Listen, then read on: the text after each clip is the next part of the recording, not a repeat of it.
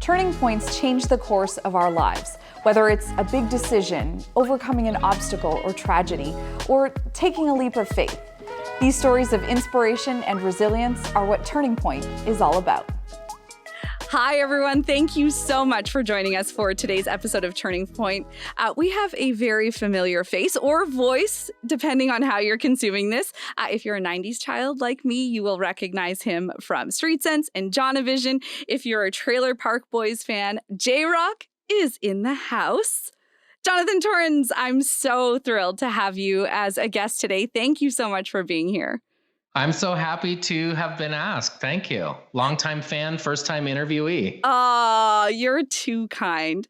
I should mention that you're here virtually because you're joining us from one of my favorite places in the world. You're in Nova Scotia. How are things there right now? I guess it depends. In the big picture, not so bad. We've had a little flare up in the last few days, which after several weeks of like kind of zero cases of COVID, I kept using the phrase bubble smug. People in the Atlantic bubble were being a little bit smug. And, like everywhere, we knew a second wave was probably probable as opposed to possible. So it's kind of creeping in a little bit.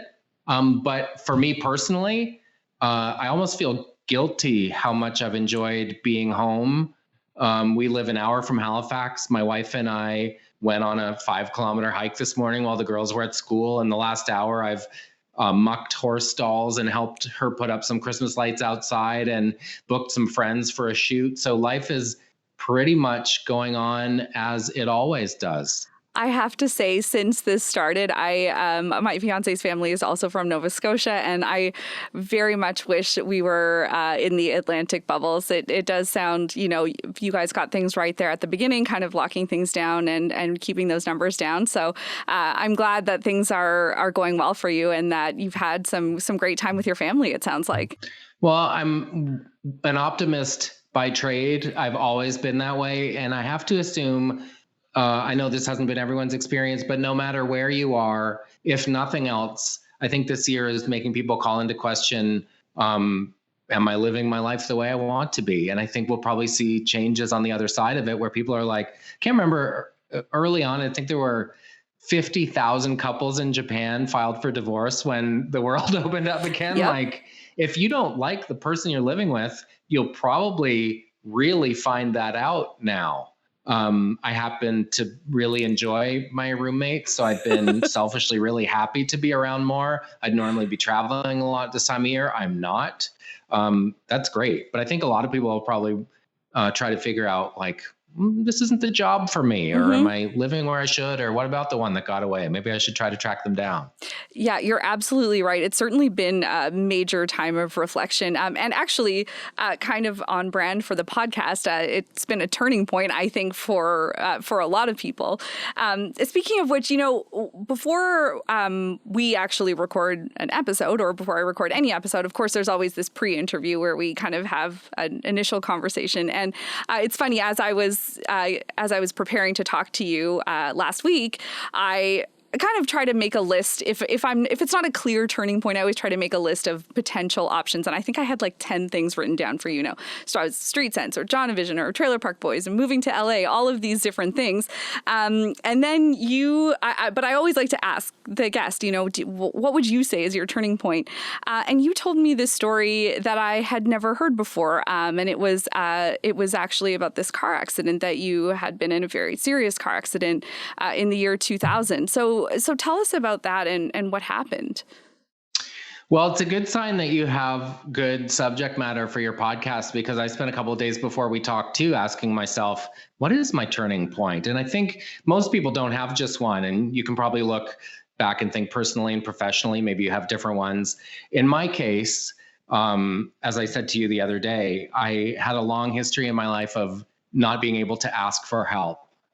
And I always liked, as a young person, accomplishing a lot. I started on Street Cents when I was 15. I had an adult career when I wasn't that old. I hit these kind of milestones earlier than most people, in part because I lost a parent when I was 8. My dad died. And so I had to find a way to get through that. Optimism certainly served me there. but I was unable to kind of ask people for help. So depending on how much you subscribe to the universe and it having ways of showing you signs, what did the universe do to me? Put me in a place where I had to go back to square one and ask people around me for help.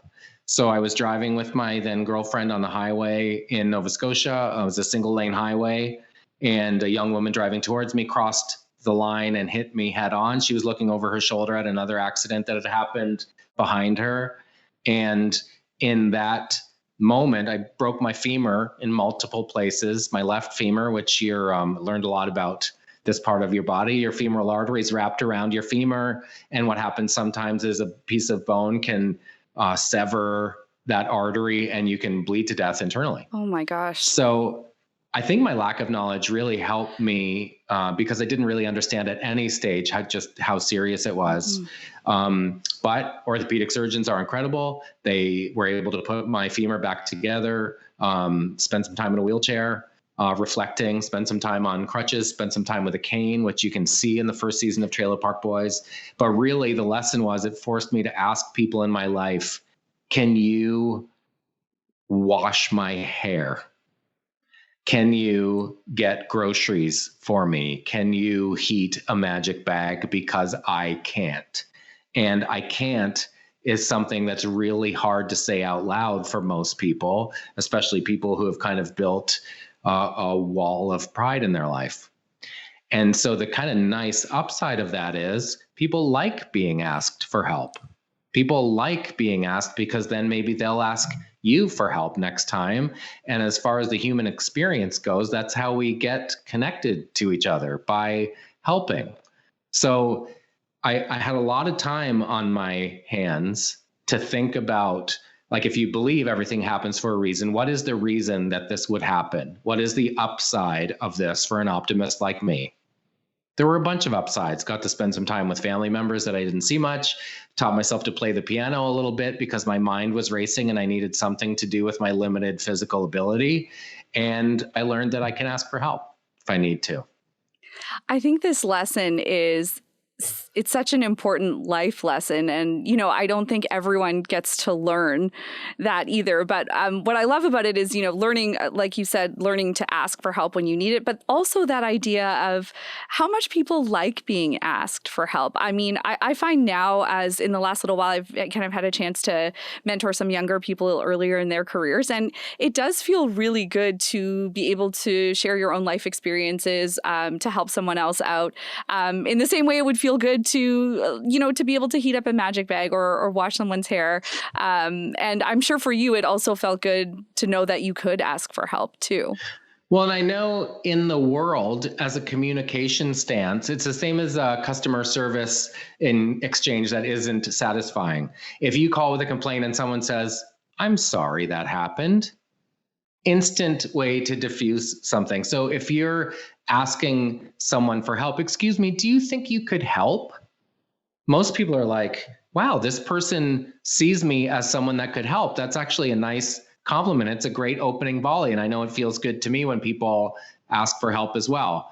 But I have since learned through other less serious traumas, but traumas of different kind, physically, emotionally, that the worst moment is the moment of impact, when there's so much uncertainty. You don't know if you're going to live. First of all, that's a big question. The second one is, wait a sec, I'm mortal. That's something that had never occurred to cocky whatever-year-old me. And it forces you to call into question every aspect of your life. It's the same as this year. Am I living where I should? Am I with the person I should be? Am I doing what I love? Nothing like a brush with mortality to remind you that there is a big ticking clock. No kidding. And this, after this car accident, like you said, you had this kind of also this time of reflection. And not long after, you made the decision to move to LA. So was that something that you had thought about before, and that, during this time of reflection, you kind of just decided, like, let's give it a try? Or was this sort of the first time that the idea had come up? To be honest, I was never really motivated by fame. I didn't want to be, an A-lister. I loved doing what I did for a living. I was lucky to get to do it as a young person.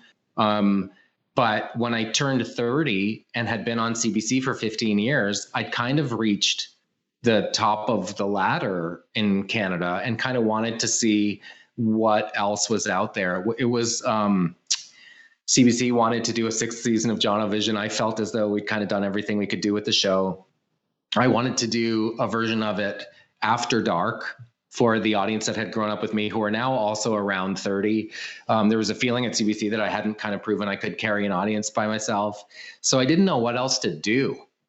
I had always kind of put my head down and worked really hard where I was, but I was also kind of just curious enough to want to see what else was out there. And when it didn't appear as though there was much else out there on the horizon for me here, I just wanted to see. And that, what you just said there about, you devote 15 years of your life, this very successful career in Canada, both on Street Sense and then on Jonovision. I mean, what did that feel like? It must have felt awful, I imagine, to know that this network you had devoted 15 years, at this point, half of your life to working for, wasn't ready to give you this chance at this late night show you pitched. Well, I kind of feel of two minds about it. The first is a 15-year run, like one Street Sense in your lifetime is already more than most people get to experience. Your own talk show in the afternoon on the public broadcaster in Canada, that's huge. And though neither of those things at the time felt like the pinnacle, in retrospect, I'm so proud of both of those things. And especially as I encounter people now who are like, man, I grew up in Grand Falls. We had nothing, but on Jonovision, I could see what kids in Toronto were wearing on their feet. Like, this was obviously pre-internet, and it was really meaningful and important. I really believe in the importance of CBC, especially on the radio side. It is the communications railway that tied us together before the internet. So I was really lucky to have both of those experiences. I obviously wished that it lasted a bit longer, but I don't think anyone could look at my career and say CBC hasn't done right by me in most ways. I think, yeah, that's fair. And obviously, you are incredibly, as you mentioned earlier, you're an optimist. And I love that you always see the bright side of things. And I mean, on the plus side, it did lead to you to explore all of these other options and end up deciding, hey, let's move to LA. Let's try something different. And that, of course, was the next chapter of success for you. You ended up working both in the US and then also at the Trailer Park Boys started at that time, too. So you were back and forth quite a bit. What was that time like for you, and kind of working in both places and discovering this new city and this new realm of the entertainment industry? I had a lot of preconceived notions about Los Angeles. I thought it would be, well, I've said this before, my impression of the city was based on the montage in Pretty Woman where Richard Gere drives around the block in Beverly Hills in a Lamborghini or whatever that was. I just assumed, I'm from outside of Charlottetown. Right.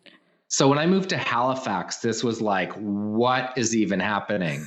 So I've always kind of had a little bit of that. When I moved to Toronto and I would take the subway to work, I felt like Barney, like I would smile and say good morning to people on the subway. And they were like, what is wrong with you? So I had a lot of preconceived notions about LA and was wrong about many of them. I didn't expect to meet people who were like-minded, curious enough, ambitious enough, creative enough. I really found that was my university. And that surprised me. The other thing that surprised me was there wasn't an open door policy for Canadians that work in comedy. Like, we've been waiting for you, come right in. It took longer than I imagined it would. But like the climate worked. It's like the Stanley Cup of my business is that city. And so I got to play in the Stanley Cup. I got a few shifts. I met friends for life. I did work that I'm proud of, but it just wasn't home. Yeah, and you know what? That makes sense. Like that, in that, you know, you kind of sometimes you do have to leave a place to realize, you know, what it's like somewhere else, and then to miss maybe some of the things that you had at home. And it kind of sounds like that's what happened after those 7 years. You started to think about maybe coming back, but was there a moment where you realized, you know, I'd like to be back in the Maritimes? Well, I mean, it's probably has something to do with age as well, like a young person's moxie. I used to be a lot more critical of comedy and what was funny, and people that got achieved certain plateaus. I'd be kind of critical and wonder, like, I don't know, is that funny, or did they earn that, or was that did they get a free ride for some reason? Now I just think, man, you make a living in the arts, good for you. You already won. But it got to the point where it was a weird time in TV. I was going out to audition for a lot of shows. I was like the Ty Pennington sort of deals, like it's a carpenter host who's like, move that bus, like that kind of stuff, which didn't really give me oxygen. I auditioned for a show called House Busters, where there's a terrible atrocity in a house, and a team of feng shui experts and psychics and interior designers give the place a bit of a zhuzh. It was like, I don't know if I want to do that for a living. So I auditioned for this particularly atrocious casino commercial in the Valley, and was, you know, not my scene at all. By the way, I developed a huge amount of respect for people that can do commercial auditions, because that is a certain type of acting that is not my thing at all. Like Scott's Turf Builder, huh? I'd go to these auditions and just be like, oh, you idiot, like want a tongue scraper. So I got in the car, called my mom, who's in Halifax, and I said, oh, I just had this stupid audition for this thing. What are you doing? And she said, I'm going to the dentist. And she was scared, and she's going to the dentist by herself. And I just had this lightning bolt turning point where I was like, do I want to be the guy who booked a casino commercial, or do I want to be the guy who took his mom to the dentist? So Wow. it's a story I hear a lot, people from this part of the world in particular. There's a moment where all the things you used to find limiting and suffocating and eye-rolly about the place you're from suddenly becomes familiar and comforting. And when that gene kicks in, you just can't wait to get back. So that was kind of that phone call with your mom sort of started this process of thinking about coming back, and then you did not long after that. So after you came back, obviously it must have been a big adjustment back home. And then I think you mentioned you bought a place and you were doing some renovations, right? Yes.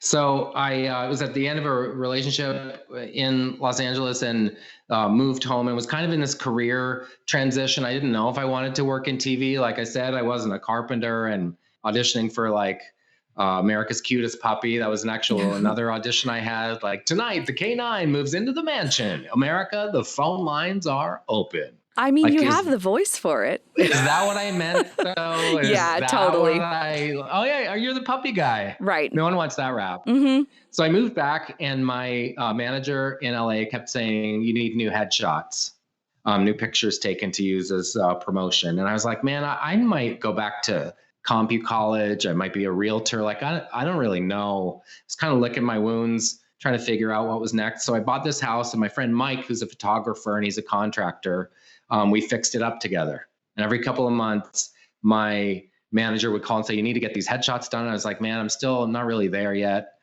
After a year of fixing this house up, Mike, the contractor guy, said, why don't we take pictures in this space that we've created, because we're finished? And so I said, sure. He said, my friend Carol took a makeup course and she could do your makeup. And so, as Lady Fate would have it, on that day, I opened the door and saw the love of my life standing there, and swear on the eyes of my children, thought, there you are. I have never before or since had a physical reaction to another human being. Started talking 1,000 miles a minute, but in my head was like, man, would you play it cool? So it's the best acting I've ever done, was pretending I wasn't interested in Carol. I assumed she'd probably had a lot of attention based on the way she looked. I also gleaned quite quickly she would find that boring because there's more depth to her than her physical beauty. I often say she's smarter than she is beautiful, and she's funnier than she is smart. So there's a lot of layers to that little onion. And yeah, that was it, man. I was done. And that, like, after all of that, the move back, and like you said, it was after another relationship had ended. Was that a moment where you were like, okay, this is where I'm supposed to be? Yeah, and like a lot of people do, you start tracing back the seemingly insignificant decisions that you've made over the course of your lifetime. And some are big, like moving to Los Angeles, and some are small, like I'm actually going to turn left here. And it's the old sliding doors thing where you imagine if any one of those things had happened differently, would we have ended up here? And so it's cliche, of course, but I wouldn't trade any of the knocks if that's where the journey was going to lead me. And as we started to do the math backwards, we'd actually lived in the same places, even at the same time: Halifax, Toronto, and Los Angeles. She lived in all three, but I guess for whatever reason, we just weren't ready to cross paths. Wow. Oh, that's so cool. And now, of course, you mentioned earlier you're living outside of Halifax now. You have two beautiful kids. How does it feel? You yourself obviously grew up in Charlottetown, but how does it feel to now be raising your own children in the Maritimes as well? I mean, it feels great. And we live on a dirt road outside of Truro. The girls go to a little country school with 200 people in it. And bad things happen in the world, and they didn't happen near us until they did. And inconceivably, that morning in April, it didn't happen to us, it happened near us, but it happened near enough to us that people we know were directly involved, and people we love are forever changed. And yeah, that was it continues to be a real heavy duty thing to grapple with. Mm-hmm. We have family members in law enforcement, and I think it's easy in the wake of something like that to kind of think, why didn't you do this, or why couldn't you have done this? And they're right. Those are all valid questions from people on the family side, but I don't think law enforcement can come out and say some of the reasons they made the decisions they did or didn't. And it would probably help if there could be a more open dialogue about why some of the decisions were made the way they were. But I mean, Carol and I had just started going for walks and leaving the girls home, like their first kind of experiment with freedom. We walked to the end of our dirt road and we walked back. And on this beautiful sunny Sunday morning in April, we walked to the end of our road and we walked back. And a family member called who's in law enforcement and said, you need to get in the house. This is happening. And sure enough, this monster drove by the end of our road. Unbelievable. It really is. It really is. I obviously the Maritimes is a place very close to my heart too. I lived there for 5 years. My fiance is from there. We were in Toronto when this awful shooting happened. His family actually lives not too far from you, and one of his old neighbors was one of the victims. And this happening, at the beginning of the pandemic, at a time when people couldn't hug their loved ones, communities couldn't gather, people who were impacted by the deaths of these 22 people who, some of their friends and family members, of course, living outside of the Maritimes, couldn't come back and be with their loved ones. It was just like tragedy on top of tragedy, especially in a place where I think everyone feels this very strong sense of safety and community. It just must have been shattering. And for you being so close, literally so physically close to it happening, I can't imagine what that must have been like. Well, again, as I said, it didn't happen to us. Mm-hmm. But I've certainly thought a lot about about it. We haven't told our girls that it happened. Fortunately, it's one of the upsides of being in lockdown. We didn't have to because they weren't in school, or we would certainly want to get out ahead of something like that and find a way to kind of tell them. But as a parent, all you want to do in the world is tell your kids that everything's going to be okay. And how do you tell them that when in fact it isn't and it wasn't? So can't fathom a single reason why we would go out of our way to try to have that conversation. It will come up at some point. As I mentioned, like classmates of theirs and friends were directly impacted. But the weird thing was we were working on Nova Scotia Remembers, the virtual vigil that ended up getting carried on a few of the networks. I was working on that in a truck in my driveway, and then going inside and trying to be upbeat homeschool drama teacher guy doing improv games. And kids are so perceptive, man, and they're so adaptable. Like, think about, aside from Portapic, you think about the amount of disappointment that they've had to endure this year with canceled graduation dances and sports teams just imploding and can't have their friends over and have to wear a mask at their desk. There's so much heavy that I can't imagine why we would add to that heaviness. Yeah, absolutely. And one of the things that you were able to do, and that you really did for Canadians, for Maritimers, for everyone who was connected to this incident, or even not connected. I mean, I think the grief was really felt right across the country, but you were able to be part of and really spearhead, I should say, that special. You mentioned Nova Scotia Remembers. I know we were not able to come back to Nova Scotia, obviously, during that time, and we watched it, and it really did help a lot of people to feel connected and to give them space to mourn.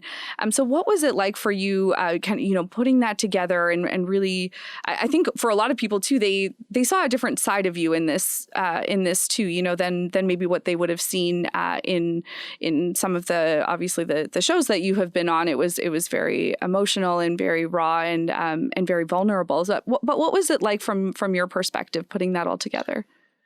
I was kind of ultimately the curator. It was started by a couple of residents of the community that wanted to do something. And that phrase kept going through my head. Like, when you don't know what to do something. So they asked if I would contribute a video, and I said, do you need any other help? And they were like, yeah, anything you can do. So in 72 hours, it was a great place to channel all the uncertainty, because it busied my mind. And as I said to you the other day, I don't have many barterable skills in the country. Most people, like, I'll do your plumbing, you do my electricity. Nobody wants hosting done.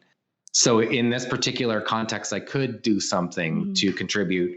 But it was like this gorgeous video from the Prime Minister of Canada, and then this submission from a religious leader on a Motorola Razr flip phone, and performance in someone's garage, and a beautifully produced performance, George Canyon, for example. But that was kind of beautiful in and of itself, because it was all the different shades on the palette of grief. And it was people near and far and connected and not. And I guess ultimately what I felt is that I was the voice of this community. Politicians are kind of stoic and have the right turn of phrase. And I guess I kind of saw my role as the person who could be like vulnerable and emotional, because I did do a lot of corporate work, and I did a gig for Domino's Pizza a couple of years ago. And it was at the time when, do you remember at Disney, an alligator ate a toddler? Yes, I remember that. Yeah. Like, heinous. Yeah. And it was at that time that I was doing this meeting, and Disney's press release was like, we put up fences to prevent this from happening. And, if that happens, we've taken every precaution. They leapfrogged over we are devastated that this would happen at one of our properties. We're just sick. And I think sometimes in the perfect turn of phrase, nicely scripted, stoic speeches, that is lost. Mm-hmm. And I think in this particular point in our history, when it comes to communication, you need to be, authentic is a word that's overused, but you need to be vulnerable and true. And it would have not rung true if I was in a suit reading a teleprompter. Mm-hmm. Yeah, no, absolutely. And I think for someone like me who was watching, that really came through. And as someone who has had the pleasure of knowing you over the years, I feel like I have seen this side of you in other ways, because you actually, the first time we connected was when I was at CTV Atlantic. I was fairly early in my career there. I was the news anchor on the morning show. And I'll never forget, I came back to my desk and I had a message on Twitter from Jonathan Torrens. And I was like, oh, what is this? And it was this really thoughtful message. I'm going to read part of it to you. You said, the thing that really sets you apart from most is your ability to shift tone on a dime.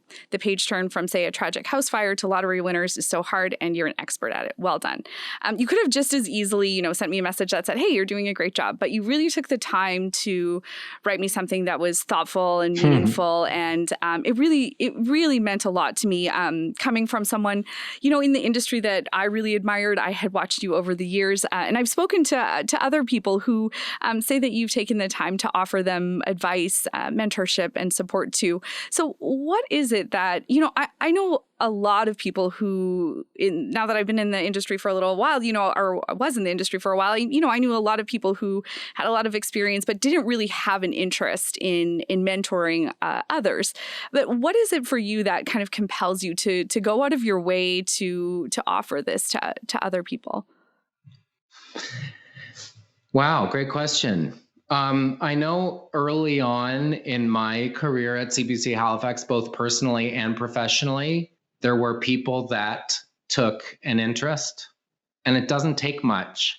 I remember there's a camera guy named Al McPherson who said, tape a picture of a person that you love underneath the lens.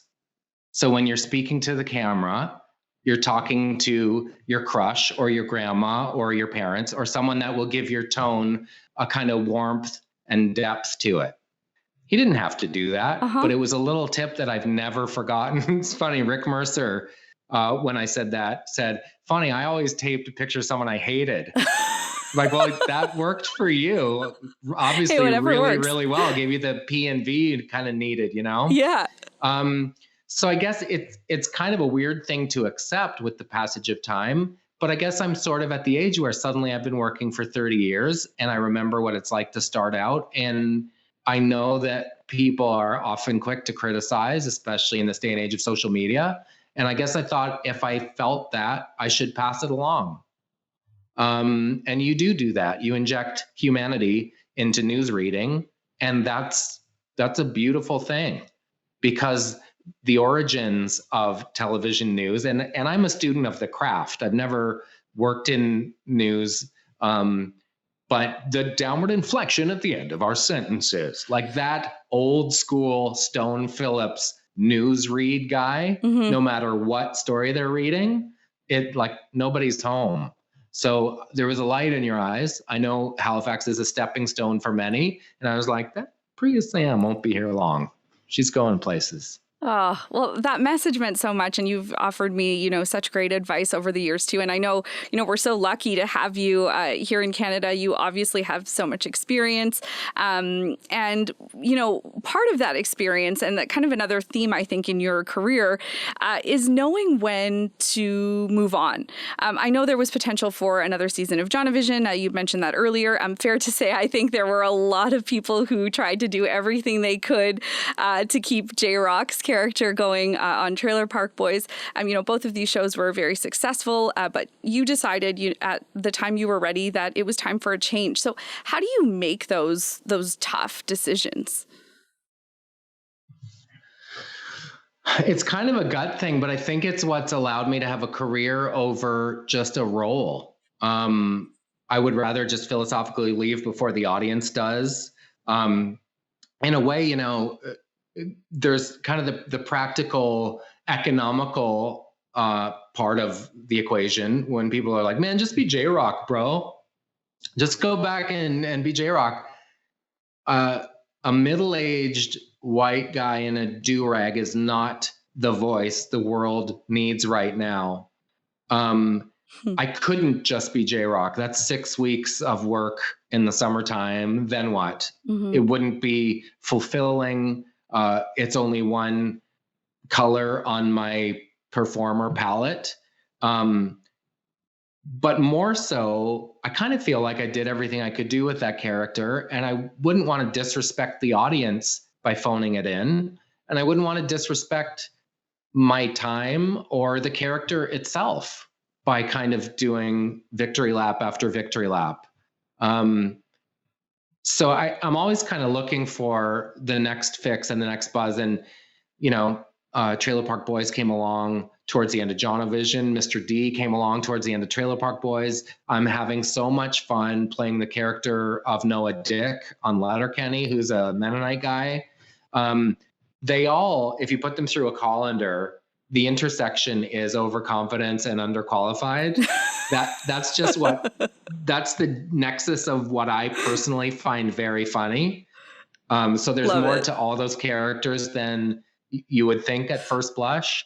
Yeah, but to be honest, I don't. I'm thrilled to play Noah Dick. It's so much fun. It feels like that show has the spirit and swagger of Trailer Park in the early days.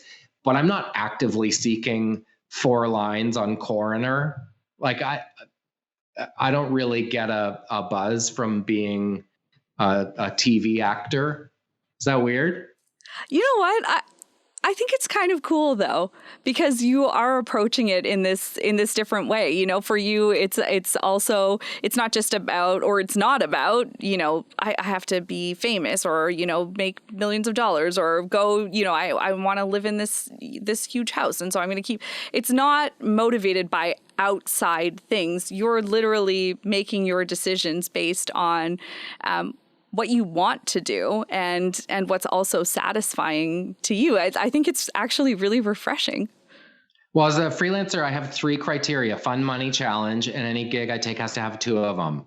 So if the money's no good, but it's a fun challenge, I will do those for sure. At this particular moment, I feel a little spoiled being able to do this, but my definition of fun usually has to do with the ability to stay home. I don't like to stray too far from my people. I found that especially this year.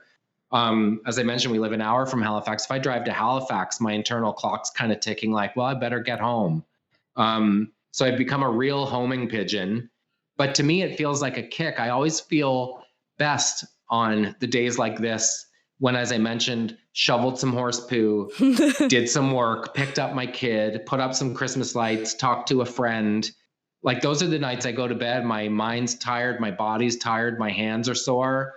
That's the best cocktail of a day for me. Oh, that's really good. You know, I feel like that in itself is good advice. Just remembering, you know, the things that really make you happy rather than kind of getting caught up in all of this noise, which is easy to do. And, you know, you mentioned kind of the things that are making you happy right now, like spending time with your family and being home. And despite all of that, I know you are extremely hardworking and you are still obviously very busy. And in part of, I guess, another sort of theme in your career has been this ability to reinvent yourself. You know, we went through all of these different roles that you've had over the years, all of these different jobs and shows that you've worked on. But and in a way, I mean, I kind of do feel like you have done it all. You have also, alongside being on camera, you have also been a producer. You've been an author, a podcast host. Is there anything that you have always wanted to do, or is there anything that's still left kind of on your list of things that you'd like to try? I know you said challenge was one of your criterias there. Yeah. Funny, I got to do a big one this year, which was put an album out. Never imagined in a million years I would record music. But I do a podcast with Jeremy Taggart, who's the drummer in Our Lady Peace for 21 years. And we got to make kind of a musical comedy record on the Dynalone label. That was a thrill. again, not unlike my femur, didn't really understand what was happening at any stage of it, but it was kind of a different box to tick. I really like that. Like I'm at the age where I'm looking for kicks, man. And I think the next, like if I was to do something on camera, it would have to be something completely against type, like a Dexter. Like he's playing an absolute monster. Like that's something I've never done in a kind of TV context. That would be fun. But mostly these days, I try to figure out in the run of a week, who's paying me for what, and how can I hire my friends and pay them what they deserve to be paid. So, yeah, it feels very satisfying that TV networks' approval of me or engagement of me doesn't really matter. It doesn't impact my income or my happiness. I don't need anything from anyone. And I think a lot of that has to do with, I'm sure you feel the same way about Carol, because if I pitch a show and it doesn't get bought, but I still get to watch half an hour of Log Cabin Living on HGTV and fall asleep laughing beside Carol every night, okay, everything else is gravy. I love that. Yes. And yeah, I hear you. I feel like, the more experience you have, you do start to really think about those things that are important.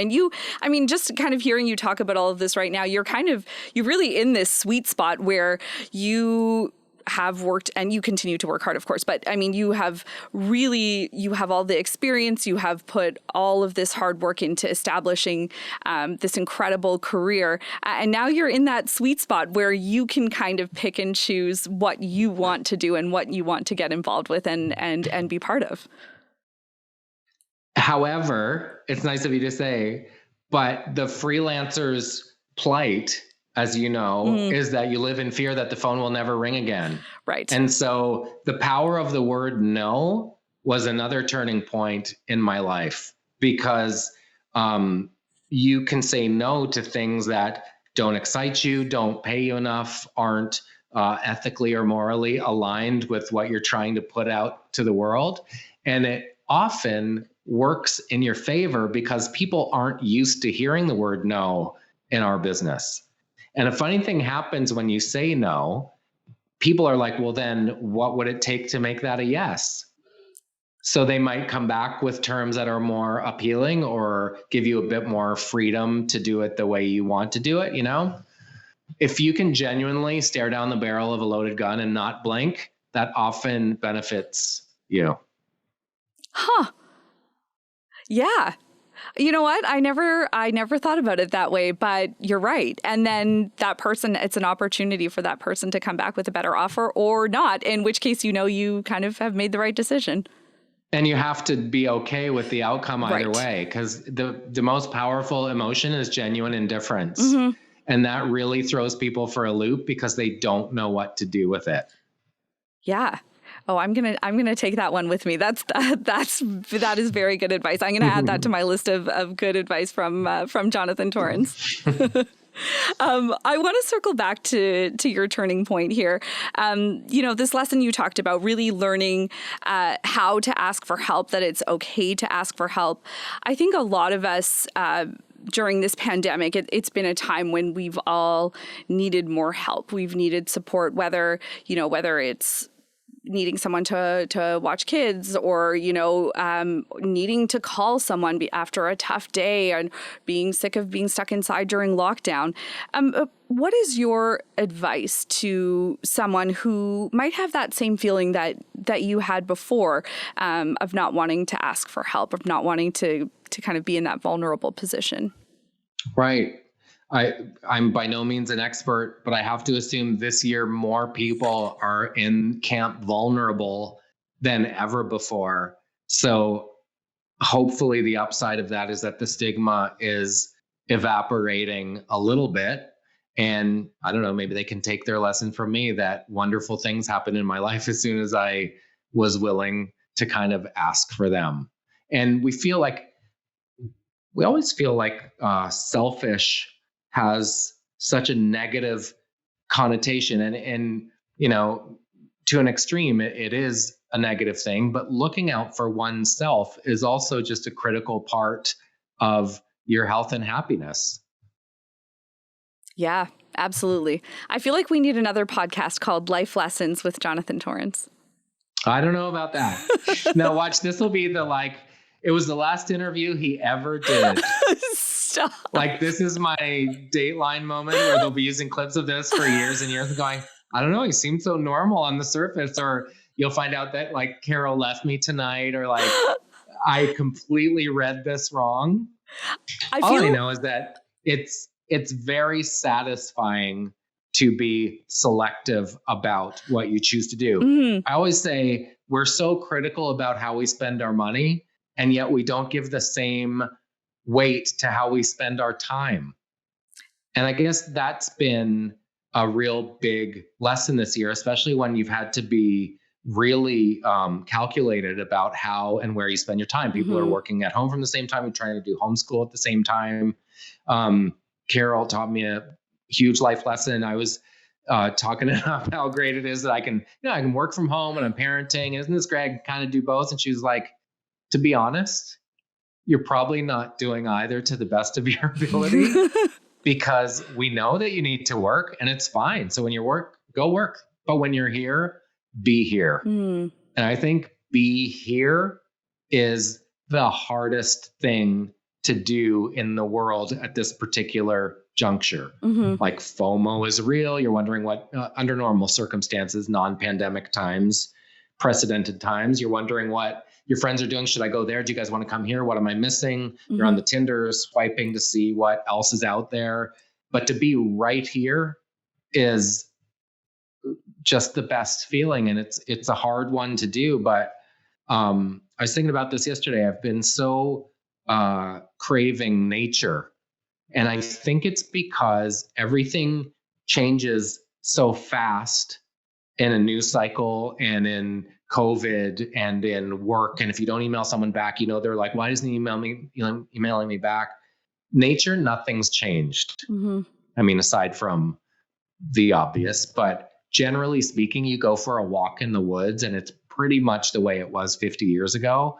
And I find real comfort in simplicity these days. Fires, walks, fresh air, sunrises. And that's what I've chosen to do with social media.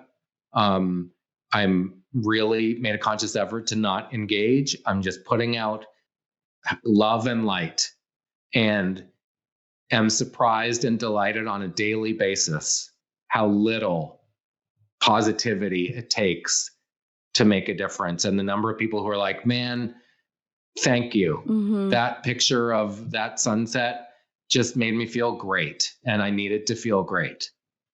It's pretty wild. People need to have light.